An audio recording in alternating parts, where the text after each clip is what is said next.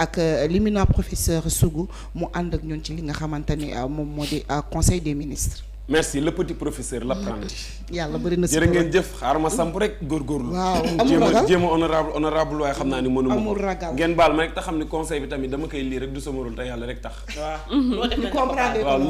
lu ma ci def ak lu ma ci am dëgg-dëgg rek. ngeen nangul ma ko. te yàlla rek tax incha allah ayca. communiqué du conseil des ministres du mercredi 26 février 2025. ki nga xam ni mooy njiitu réew bi di président de la république son excellence monsieur Bassirou Diomaye Diakhar Faye kat jiite na conseil des ministres bi nga xam ne amal nañ ko démb. ca àllarba gi 26 février ñaar fukki fan ak juróom benn 2025. réunion boobu nag nga xam ni chaque àllarba lañ koy amal. dans le contexte de l'avènement du mois béni de Ramadan. ki nga xam ne ñu ngi jëm ci weeru koor gi kat le président de la république fàttali na gouvernement bi la nga xam ne war nañ koo taxawoo daar ca la nga xam ni mooy. le Sénégalais soxla l'approvisionnement correct des marchés de denrées et produits essentiels au prix officiellement fixé maanaam la nga xam ne daal moom lañu tënk ci prix yi pour nit ñi daal mën a dund koor gu neex koor gu naat en cette période particulière de dévotion de ferveur religieuse ñaanal na de Sénégal yëpp Sénégal naat Sénégal am jàmm waaye tamit waa Sénégal booloo ci loolu président de la République nag félicité na ñi nga xam ne ñooy umma islamique bi maanaam jullit yëpp ba pare tamit félicité na l'évêque de Thiès monseigneur André Guèye ca la nga xam ne nag mooy yen bii ñu ko yen di ñaan yàlla yen bi yàlla na oyof nommé archevêque de Dakar ci loolu le président de la République fàttali na conseil bi que jeudi bii di ñëw di ñaar fukki fan ak juróom-ñaar ci weeru février dana inauguré de ab musée boo xam ne kat yonent bi lañ ko tàbbalee ñu tuddee ko musée dédié au prophète Muhammad sallallahu alayhi wa sallam loolu namul jullit yépp la waaye namul képp kuy doomu aadama la le chef de l'État président bi boobu ba tey ci conseil des ministres bi abordé na fa la question de la paix et du développement de la région naturelle de Casamance jàmm Casamance boobu nga xam ne accord premier ministre demoon na signé na ko président de la République ñëwaat na ci loolu kat ci la jëwee jël occasion boobu jaajëfal état du Sénégal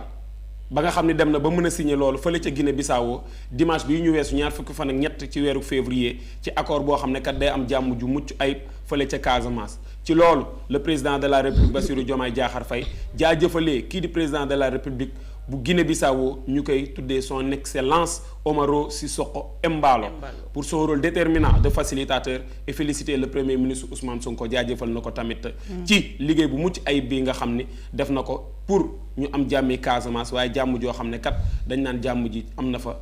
une bonne fois pour toutes ci loolu le président de la République newee mu ngi jox sénégalais yëpp ne moom ubbeeku na ci lan pour ñun ñëpp mën a am jàmm ju mucc ayib waaye tamit la nga xam ni dana jur koom gu am doole social en Casamance indispensable à l'amélioration du bien-être des populations loolu kat day tax population bi gën a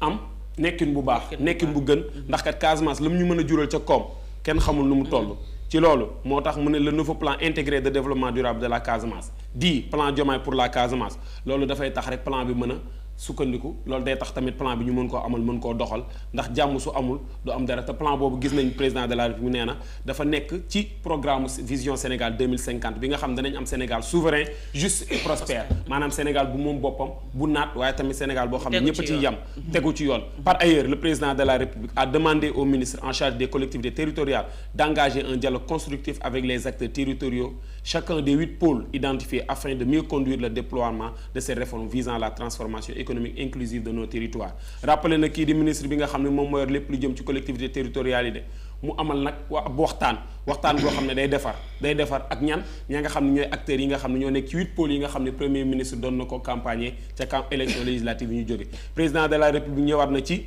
9e édition journée nationale de l'élevage ba nga xam ne demoon na fa fële ca Kaolack samedi bii passé ñaar fukki fan ak ñaar ci weeru février ba nga xam ne nag la ko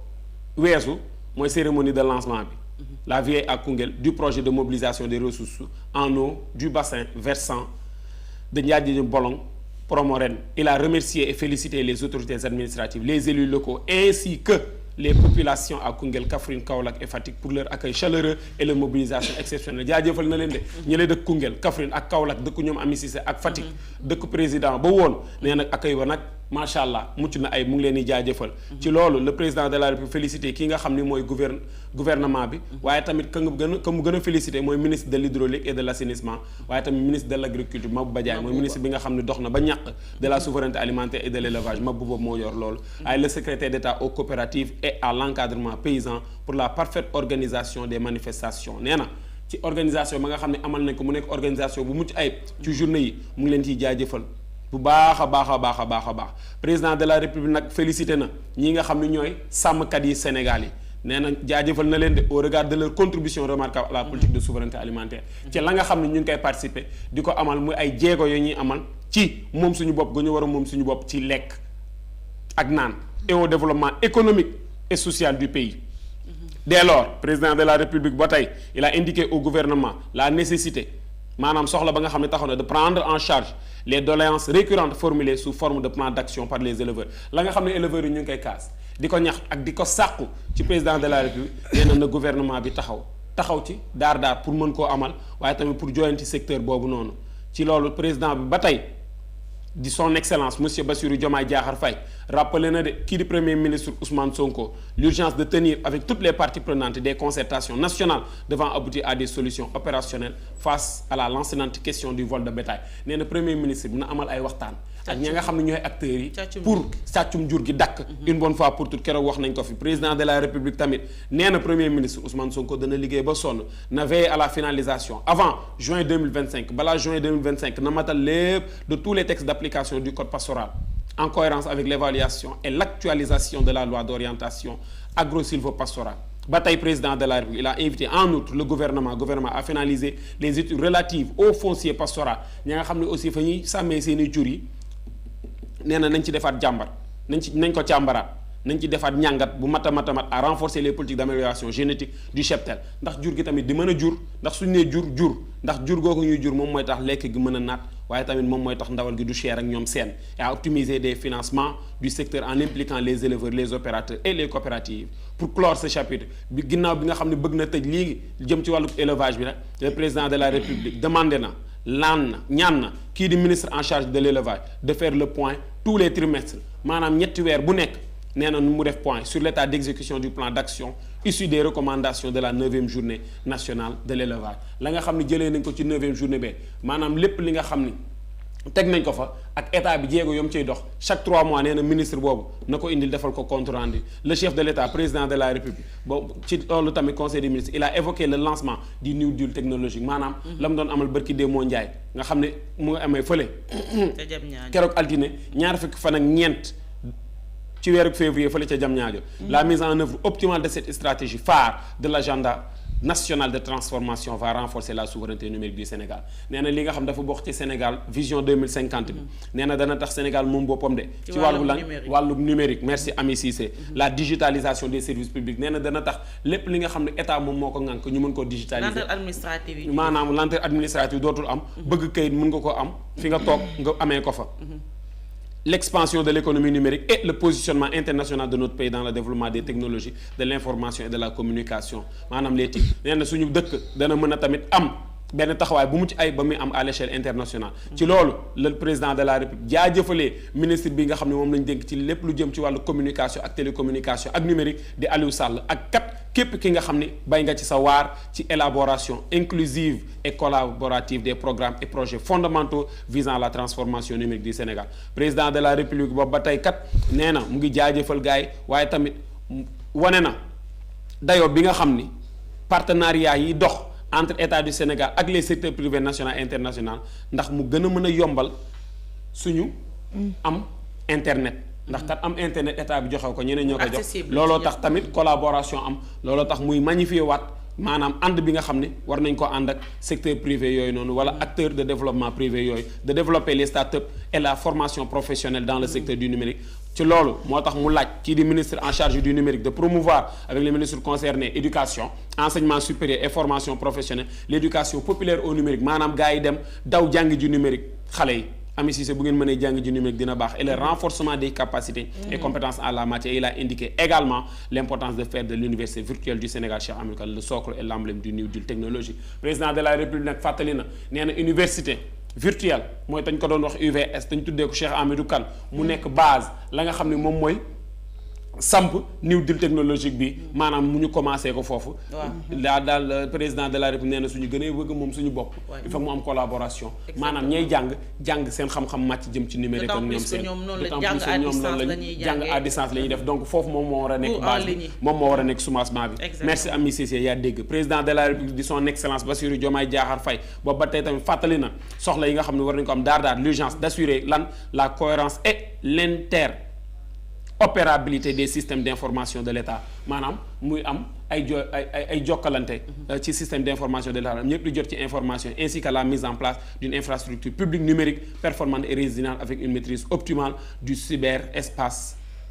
et des données nationales dans l'hébergement doit être assuré au Sénégal. D'où la priorité à accorder au projet concernant le cloud souverain. Cloud souverain maanaam compte ay cloud bi nga am ñu dañuy am cloud souverain maanaam suñu compte Sénégal boo xam ne ñoo koy moomal suñu bopp Sénégalais aussi lu ñu bëgg a xam ci Sénégal. am fa accès loolu dëgg mu ngi noonu. non seulement du nekk Sénégal mais doo xam sax yow kan. Très bien l'identité numérique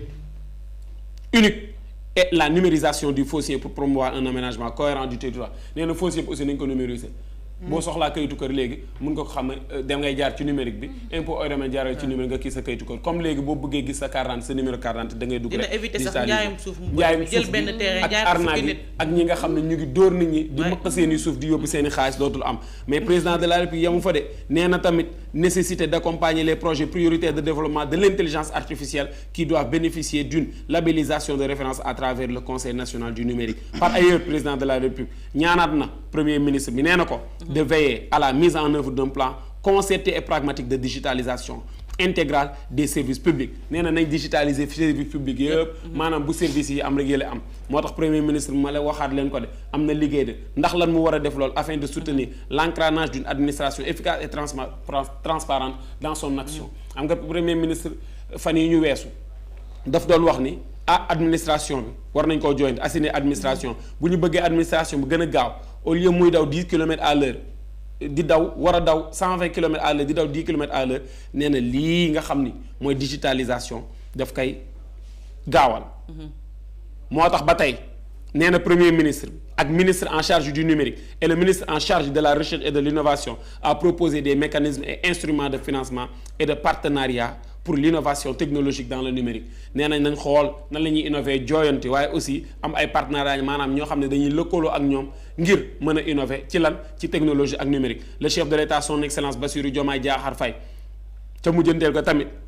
mu ngi sàkku ci kii di ministre bi nga xam ne moom lañ dénk lépp lu jëm ci wàllu communication télécommunication ak numérique di Aliou Sall mu def rendre compte de tous les mois chaque mois heure bu weer bi dee na ñëw rendre compte fan conseil des ministres de l'état de mise en œuvre de la nouvelle stratégie numérique du Sénégal le New Deal technologie ku ci nekk am nga liggéey dans sa communication le premier ministre Ousmane Sonko moom mooy wax a fait le point de la mise en œuvre du plan Diomaye pour la Casamance maanaam ñëwaat na ci plan Diomaye pour la Casamance donc day ñëwaat ca la nga xam ni mooy la ko yóbbu woon fële ca Guinée-Bissau constitué de 22 mesures d'accompagnement plan bi am na ñaar mesures ci ay mesures d'accompagnement arrêté lors du conseil interministériel ba nga xam ne amaloon nañ ko keroog octobre 2024 en faveur des déplacés de retour dans leur terroir Ami Cissé wax nga ko keroog ña nga xam ni demoon nañu ñu war a dellu si waat am na ñaar fukki mesures ak ñaar yoo xam ne teg nañu boo xam ne dana leen mën a suturaal waaye tamit jagleel leen nañ leen à cet égard des financements ont été affectés à diverses réalisations à l'actif de l'agence nationale pour la relance des activités en Casamance am na agence boo xam ne pour financer leen la ak pour réaliser la nga xam ni mooy seen ñëwaat du centre national d'action anti-mine au Sénégal du commissariat à la sécurité alimentaire et à la résilience de la délégation générale à la protection sociale et à la solidarité nationale du programme de modernisation des axes et territoires frontaliers du programme d'urgence de développement communautaire du programme de développement économique de la Casamance et du comité régional de solidarité des femmes pour la paix en Casamance yi nga xam ne mooy ay agence yoo xam ne ñoom dañ leen jagleel defar leen ngir rek ñu mën a jël en charge projet boobu di plan Diomaye pour la Casamance financement yi nag nga xam ne war nañ ko def jaarale ko ci agence yi ont permis la réalisation de puits hydrauliques maanaam gas nañ ci ay teen yoo xam ne nit ñi danañ ci mën a naan danañ ci mën a sang waaye tam danañ ci mën a fóot pour nga xam ni daal danañ am approvisionnement en eau l'appui à l'entrepreneuriat agricole waaye tam danañ ci mën a bay des jeunes la construction d'habitat danañ ci mën a tabax l'assainissement danañ ci mën a defar seen i gox-goxaan yi ba mu baax seetal ko ba mu set la construction de salles de classe danañ ci mën a tabax ay salles de classe yoo xam ne dañ fa mën a jàng la poursuite des activités de déminage waaye tamit danañ gën a mën a continuer di nit ni mine ya nga xam ne suul nañ ko fa de cash transfert de secours alimentaire waaye tamit dana am loo xam ne danañ ko mën a jëndee ay lekk loo xam ne dañ mën a lekk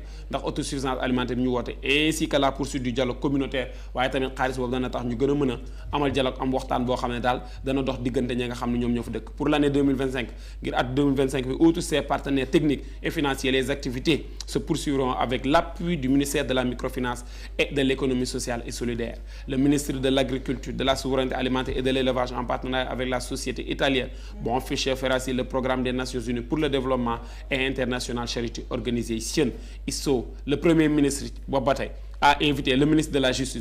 justice mooy Ousmane Diagne et le ministre de l'intégration africaine et des affaires étrangères madame Yacine Fall à prendre les dispositions appropriées en vue d'accélérer les actions portant sur la satisfaction des besoins exprimés en acte de naissance et sur les opérations de déminage nee na ministre de la justice ak ministre bi nga xam ne dénk nañ ko lépp lu jëm ci wàllu affaire étrangère yaa si fa nee na pour xale yi nga xam ne dañuy bëgg a am kayitu judd ak ñoom seet te juddoo wuñu fekk kii nee na nañ koy gaawal waaye opération de déminage yi nga xam ne war nañ ko amal fële ca Casamance tamit nañ ko gaawal ministre de la justice moom loolu il a informé le président et le premier ministre le conseil qu'il convoquera prochainement une réunion interministérielle pour faire le point sur le niveau de réalisation des 22 mesures du plan Diomaye président Diomaye pour la Casamance nee na ci lu yàggul dara dana woote conseil interministériel ngir ñu mën a wax ci ñaar ak mesures yi nga xam ni amal nañ ko pour plan Diomaye pour la Casamance par ailleurs le premier ministre ñëwaat na ci lan sur les mesures conservatoires et correctives que le gouvernement entend mettre en œuvre au regard de la situation difficile des finances publiques notamment la réduction du train de vie de l'État la rationalisation des dépenses publiques et la mobilisation accrue de recettes fiscales il a demandé aux membres du gouvernement chacun en ce qui le concerne en particulier le ministre des Finances du Budget et le ministre de l'Économie du Plan et de la Coopération le ministre de l'Énergie du Pétrole des Mines de prendre en charge les diligences requises pour l'application des mesures annoncées dans les délais fixés nee na ministre yi yëpp nañ appliquer mesures yi nga xam ne annoncé nañ ko ci la nga xam ni jafe-jafe la bi nga xam ni Sénégal am na ko ci wàlluk finance maanaam ci wàlluk koppar jafe-jafe yooyu noonu nee na lañ koy saafaraal mooy wàññik dépense état bi te loolu nag pour mu am il faut que mu am ay ministres ya nga xam danañ ñëw fekk si leen ngir ñu mën a amal loolu noonu waaye ci ay délai bu gàtt délai bi danañ ko fixé ñu du ñu wax dans de brefs délais de dañuy fixer délai en outre conformément aux directives du chef de l'État il prendra des dispositions idoines en vue de la redynamisation et du fonctionnement rigoureux des comités de trésorerie de la dette publique et de modulation des dépenses publiques mises en place au sein du ministère des Finances et du Budget gis nga mu ngi nii rek état bi le chef de l'État moom dana ci jël ay matuwaay yu mucc ayib ngir gën a jooyante waaye tamit gën a defaraat na mbir bi di doxee pour lan ci lu jëm ci wàllu dette publique bi waaye tamit ak na nga xam ni noonu la ñuy jooyantee les dépenses publiques de l'État il veillera également le chef de l'État de premier ministre moom mooy wax aux arbitrages nécessaires au titre des projets à retenir dans la loi des finances rectificatives et à la restructuration du portefeuille de projets convenu avec les principaux partenaires techniques et financiers du Sénégal enfin ca mujjanteel ga le premier ministre fàttali na de l'importance attachée dans l'agenda du gouvernement pour un dialogue social permanent et sincère di wax ak askan wi waaye tamit wax bi du tey ngay wax rek suba nga bàyyi de waaye wax dañoo war di wax toujours waaye nag mu nekk ay kaddu dëgg et sincère à la première édition des rencontres gouvernement organisation syndicale organisation d'employeurs prévues ce jeudi 27 février gouvernement bi dana wax ak organisation syndicale waaye tamit dana wax ak organisation ña nga xam ni ñooy liggéeyloo nit ñi maanaam les employeurs kañ lañ koy amal jeudi 27 février 2025 mooy tey jii nii ci alxames bi ñaar fukki fan ak juróom-ñaar ci weeru février au titre des communications des ministres am nga ay nomination waaw au titre des communications des ministres ya nga xam ne nag wax nañu ministre de l'hydraulique et de l'assainissement def na situation ca lan liggéey yi nga xam ne ñu ngi koy amal fële pour defar ab barrage hydroélectrique fële ca Sambangalu le ministre de l'industrie et du commerce a fait une communication sur l'approvisionnement du marché en denrées de premier nécessité wax na de ndax weeru koor gi ñu jëm le ministre de la jeunesse des sports et de la culture a fait le point sur l'organisation des Jeux olympiques de la jeunesse JOJ Dakar 2026 le ministre de l'agriculture Maba Diagne de la souveraineté alimentaire et de l'élevage a fait une communication sur la campagne de l'arachide et sur la journée de l'élevage moom tamit wax na au titre des textes législatifs et réglementaire le conseil a examiné et adopté conseil bi examiné na adopté na le projet de loi autorisant le président de la République à signer l'instrument d'adhésion au statut de la Banque de commerce et de développement de l'Afrique de l'Est et australe. ba tey de ci texte législatif le projet de loi autorisant le président de la République à signer l'instrument d'adhésion à l'accord portant création de la Banque européenne pour la reconstruction et le développement signé à Paris le 29 mai 1999 tel que modifié le 22 août 2012 et le 12 septembre 2013 ñaari at yooyu noonu lañ ko modifié loi bi ñëwaat na joxaat na président capacité yi pour mën ko signer le projet de loi autorisant le président de la République a signé l'instrument d'adhésion de la Banque asiatique d'investissement dans les infrastructures AIIB. Au titre des mesures individuelles, le président de la République a pris les décisions suivantes au titre du ministère de l'intégration africaine et des affaires étrangères. Ma enchaîné wala ma pause. ñu dem bariwul au titre du ministère de l'intégration africaine et des affaires étrangères ñii nga xam ne mooy mesure individuelle maanaam ñi ñuy fal monsieur Papa Diop conseiller des affaires étrangères principal de classe exceptionnelle matricule de solde 602 570/J précédemment ambassadeur du Sénégal en Pologne est nommé ambassadeur extraordinaire et plénipotentiaire de la République du Sénégal auprès de son excellence le capitaine Ibrahim Traoré président du Burkina Faso en remplacement de monsieur Mbaba Koura Ndiaye appelé à d'autres fonctions maanaam am na feneen fu ñu ko woowee am na beneen poste bu mu nekk monsieur Abdoul Wahab Aïdara conseiller des affaires étrangères principal matricule de solde 604/130/L précédemment ambassadeur du Sénégal en Inde est nommé ambassadeur extraordinaire et plénipotentiaire de la République du Sénégal auprès de son excellence monsieur Donald Trump président des États-Unis d'Amérique en remplacement de monsieur Mansour Eliman Kane. Monsieur Paul Benoît Barkassar, conseiller des affaires étrangères, principal, matricule de solde 518/962/G, est nommé ambassadeur extraordinaire et plénipotentiaire de la République du Sénégal auprès de son excellence monsieur Alassane Ouattara, président de la République de Côte d'Ivoire, en remplacement du général Daouda Niang appelé à d'autres fonctions. Monsieur Serigne Fallou Diouf, chancelier des affaires étrangères, principal, matricule de solde 616/056/J. Précédemment, deuxième conseiller à l'ambassade du Sénégal au Niger est nommé consul général de la République du Sénégal à Marseille en remplacement de monsieur Abdourahmane Koïta. Le ministre de la formation professionnelle et technique, porte-parole du gouvernement, Amadou Moustapha Ndiek Sarré. Merci beaucoup professeur. Standing ovation. Macha allah. liir nga te yàlla rek tax na wéral wallaay liir nga te yàlla rek tax. yal na yàlla yokk yal na yàlla fay la. waaw te yàlla rek tax. may leen ko ndox te yàlla rek a tax. yal na yàlla taxaw yal na yàlla suturaal. yàlla fay la. bàyyi naa la amiin incha allah te yàlla rek tax. su ma demul école rek yéen a tax. waaw jërë ngeen jëf merci beaucoup merci jaajëfal nañu la bu baax a baax ci xale ñii diñ jaajëfal rek ñoo tax de ngay rey sa bopp jaa ngeen jëf mooy honorable waaye dama moom merci beaucoup Oulaye macha allah waaw dama doon jéem rek mu ngi noonu yàlla nga mokkal waaye amiin boo mokkalee yàlla nga mën boo mënee yàlla nga maîtriser amiin incha allah mu ànd ak xel bu sell ñoo ngi lay jaajëfal bu baax a baax ci lecture bu explicite boobu nga ñu andil bien détaillé mu nekkoon conseil des ministres bi nga xamante ni amuloon nañ ko démb kon bu ko defee sans plus tarder dañuy dikk ak yéen ci descendi ba tey ci conseil bi parce que Amina Cissé